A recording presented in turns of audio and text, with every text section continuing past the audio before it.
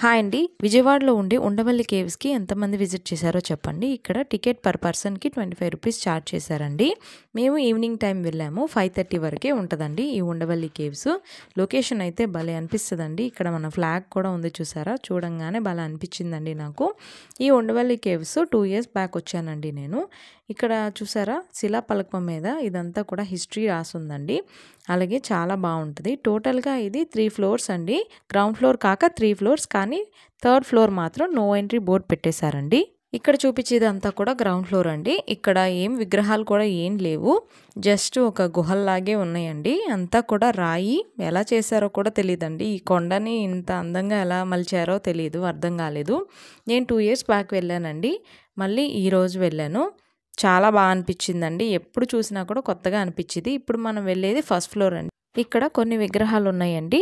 మిగతాదంతా కూడా నెక్స్ట్ వీడియోలో చెప్తాను.